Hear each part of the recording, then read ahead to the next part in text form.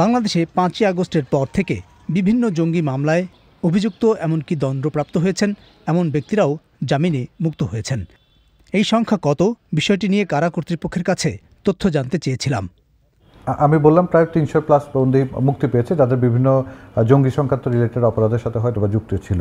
বা সরকার জঙ্গি তাদের মুক্তি অন্যান্য বিষয়ে যথেষ্ট সচেতন, এবং যারা হিনিয়াস ক্রাইমের সাথে জড়িত অথবা সরাসরি বিভিন্ন অপরাধমূলক কার্যক্রমের সাথে জড়িত ছিল, তাদের ব্যাপারে কিন্তু সরকার পদক্ষেপ নিয়েছেন, এবং এর মধ্যে অনেকেই কিন্তু আবার রিয়েজিস্টার হয়েছেন। সরকার পতনের পর জামিনে মুক্ত হন মুফতি জসিমউদ্দিন রহমানী। ব্লগার রাজীব হায়দার হত্যা মামলায় তার 5 বছরের সাজা হয়েছিল। এছাড়া একাধিক মামলায় আসামি হিসেবে 11 বছরের বেশি তিনি জেলে ছিলেন।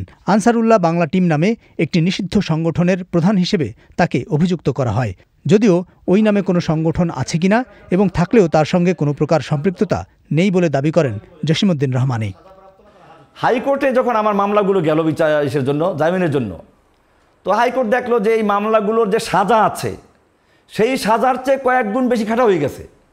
তথ্য যোগাযোগ প্রযুক্তি মামলা, বরগুনা থানার যে প্রথম মামলাটা, সেই মামলার যারা ওই সময় তো আরও গ্রেপ্তার হয়েছিল, আদিলুর রহমান সব গ্রেপ্তার হয়েছিল ওই মামলায়, তারা ওটা খেলা শুরু হয়েছে অনেক আগেই, অথচ আমার জামিনই হয় নাই।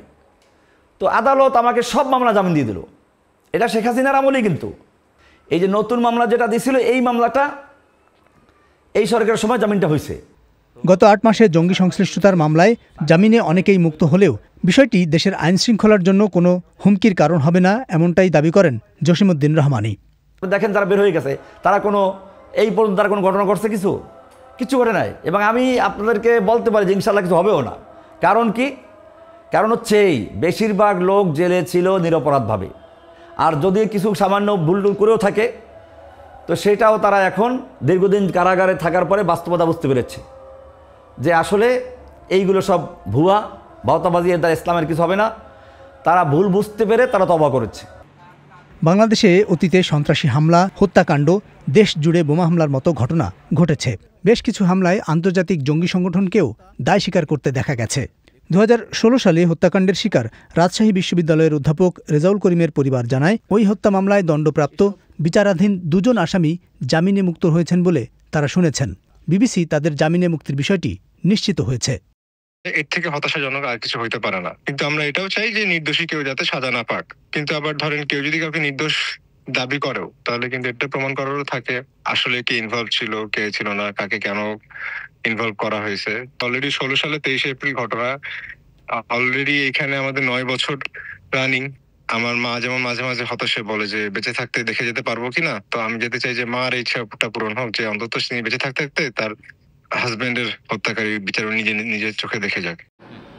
80-র দশকের শেষ দিক থেকে বাংলাদেশে উগ্রবাদ ও জঙ্গি তৎপরতা নিয়ে অনুসন্ধান ও খোঁজখবর রাখেন নূর খান লিটন। সার্বিক পরিস্থিতি নিয়ে তার বিশ্লেষণ কি জানতে চেয়েছিলাম। বাংলাদেশে কখনোই জঙ্গি ছিল না এই কথা বলার সুযোগ নেই, বরং সংগঠিতভাবে তারা বেশ কিছু অভিযান পরিচালনা করেছে। হলি আর্টিজান যেমন ঘটনা ঘটেছে, তারপরে অনেক লেখক ব্লগারকে হত্যা করেছে, এবং সারা বাংলাদেশে তারা একযোগে বোমা বিস্ফোরণ ঘটিয়েছেন, তারা রমনা বটমূলে বোমা বিস্ফোরণ ঘটিয়েছেন। সব কয়টিকে প্রশ্নবিদ্ধ করার সুযোগ কিন্তু নাই। কিন্তু এখন দেখা যাচ্ছে যে সব কয়টিকেই প্রশ্নবিদ্ধ করার চেষ্টা হচ্ছে দেশে এবং দেশের বাইরে। মিস্টার খানের পর্যবেক্ষণে আওয়ামী লীগ আমলে জঙ্গিবাদ দমনের নামে পরিচালিত অভিযানগুলোর মধ্যে সত্যতা এবং নাটকীয়তা দুটোই ছিল। যারা নাটকের শিকার, তকমার শিকার হয়ে জেলে ছিলেন, তারাই শুধু জামিন পাচ্ছেন বা বেরিয়ে আসছেন তা না। যারা প্রকৃত অর্থে এই ধরনের তৎপরতার সাথে, জঙ্গি তৎপরতার সাথে, সন্ত্রাসের সাথে যুক্ত ছিলেন, তাদেরও একটা বড় অংশ, মানে তাদেরও একটা অংশ কিন্তু ইতিমধ্যে জামিন অথবা জেল ভেঙে পালিয়ে এসছেন। কারা কর্তৃপক্ষের তথ্য অনুযায়ী 2024 সালের জুলাই আগস্ট অভ্যুত্থানের সময় এই কাশিমপুর কারাগার সহ দেশের 5টি কারাগার থেকে 2200 জনের মতো কয়েদি পালিয়ে গিয়েছিল, যার মধ্যে 700 জন এখনও পলাতক রয়েছেন। কারা কর্তৃপক্ষ জানাচ্ছে, যারা পালিয়ে গিয়েছিল তার মধ্যে 12 জনের মতো ছিল যারা জঙ্গি সংশ্লিষ্টতায় আটক ছিলেন বা বন্দী ছিলেন। এর মধ্যে 6 জন এখনও পলাতক রয়েছেন। জেল থেকে পালানো ছাড়াও 5ই আগস্টের পর অভিযুক্ত শীর্ষ সন্ত্রাসী এবং নিষিদ্ধ বিভিন্ন সংগঠনের 346 জন জামিনে মুক্ত হয়েছেন বলে তথ্য পেয়েছে বিবিসি। এ ধরনের জামিনের বিষয়ে আদালতে রাষ্ট্রপক্ষের অবস্থান জানতে চাইলে মন্তব্য করেননি অ্যাটর্নি জেনারেল। তবে বিষয়টি নিয়ে সরকারের নীতিগত অবস্থান জানিয়েছেন তথ্য উপদেষ্টা। সরকার ওদের ব্যাপারে খুবই স্ট্রিক্ট হবে এবং স্ট্রিক্ট আছে, নজরদারিতে আছে ওরা, এবং কোনো ধরনের উস্কানি এবং কোনো ধরনের উগ্রবাদী কর্মকাণ্ড হলে সরকার গ্রেপ্তার করবে। এবং সরকার ইউজুয়ালি এখন পর্যন্ত আওয়ামী লীগের বাইরে এরকম যারা যতগুলো ইভেন্ট হয়েছে, সেটা মেয়েদের হামলা বলেন, এদের উপর হামলা বলেন, মাজারে হামলা বলেন, সব জায়গাতে গ্রেপ্তার কার্যক্রম যেভাবে চালাইছে, যে বাটাতে হামলা হয়েছে ওখানে গ্রেপ্তার, এরকম এটা হচ্ছে সরকারের রুটিন ওয়ার্ক থাকবে। যে কোনো ধরনের উগ্রবাদী উস্কানিমূলক কর্মকাণ্ড গ্রেপ্তার করা হবে, এবং যারা রাষ্ট্রের জন্য থ্রেট তাদেরকে নজরদারিতে রাখা হয়েছে, তাদের যে কোনো কর্মকাণ্ড রাষ্ট্রের বিরুদ্ধে যাবে তৎক্ষণাৎ তাদের বিরুদ্ধে আইনি ব্যবস্থা নেওয়া হবে। এটা হচ্ছে পজিশন। জেল থেকে পালিয়ে যাওয়া সন্ত্রাসী এবং নিষিদ্ধ সংগঠনের সদস্যদের গ্রেপ্তারে আইনশৃঙ্খলা বাহিনী তৎপর রয়েছে বলে দাবি করছে সরকার। তবে এ ব্যাপারে পুলিশ প্রধান এবং স্বরাষ্ট্র উপদেষ্টার কোনো বক্তব্য পাওয়া যায়নি।